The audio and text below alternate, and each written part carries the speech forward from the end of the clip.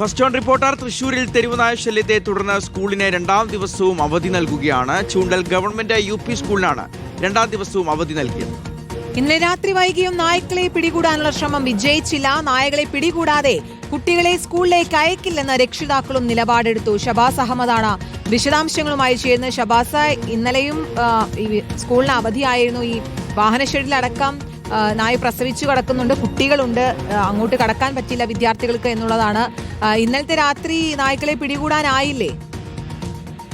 കീർത്തന, ഇന്നലെയും ഈ സ്കൂളിന് അവധി കൊടുത്തിരുന്നു. സംസ്ഥാനത്ത് ഒരു സ്കൂളിന് ഈ തെരുവുനായ ശല്യം മൂലം അവധി കൊടുക്കുന്നത് തന്നെ അപൂർവമാണ്. അങ്ങനെ ഇരിക്കെയാണ് ഇപ്പോൾ രണ്ടാമത്തെ ദിവസവും ഇതേ സ്കൂളിന്, ചൂണ്ടൽ ഗവൺമെന്റ് UP സ്കൂളിന് അവധി കൊടുത്തിരിക്കുന്നത്.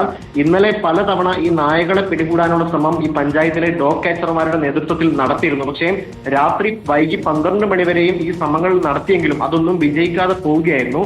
ആകെ അവിടെ നിന്ന് ചെയ്യാനായത് ഈ കാർ ഷെഡിനകത്ത് പ്രസവിച്ച് കിടന്നിരുന്ന ഈ നായക്കുട്ടികളെ അവിടെ നിന്ന് മാറ്റാനായി എന്ന് മാത്രമാണ്. അതിന്റെ അമ്മപ്പട്ടിയെ അല്ലെങ്കിൽ കൂടെ ഉണ്ടായിരുന്ന മറ്റു തെരുവ് നായ്ക്കളെ ഒന്നും തന്നെ ഇതുവരെ അവിടെ നിന്ന് മാറ്റാൻ കഴിഞ്ഞിട്ടില്ല. അതുകൊണ്ട് തന്നെ ഈ കുട്ടികളുടെ സുരക്ഷയാണ് പ്രധാനമെന്ന് ചൂണ്ടിക്കാണിച്ചുകൊണ്ടാണ് സ്കൂൾ അധികൃതർ ഇത്തരത്തിലൊരു നിലപാട് എടുത്തിരിക്കുന്നത്. രണ്ടാമത്തെ ദിവസവും അവധിയിലേക്ക് തന്നെ പോയിരിക്കുന്നത്. ഒപ്പം തന്നെ ഈ നായകളെ പിടികൂടാതെ കുട്ടികളെ സ്കൂളിലേക്ക് വിടില്ല എന്ന നിലപാടാണ് രക്ഷിതാക്കളും എടുത്തിരിക്കുന്നത്. കഴിഞ്ഞ ആഴ്ച സ്കൂളിന് പുറത്ത് സമീപത്ത് മറ്റൊരു വഴിയിൽ വെച്ച് 7ാം ക്ലാസ്സുകാരനെ തെരുവുനായ കടിച്ചിരുന്നു.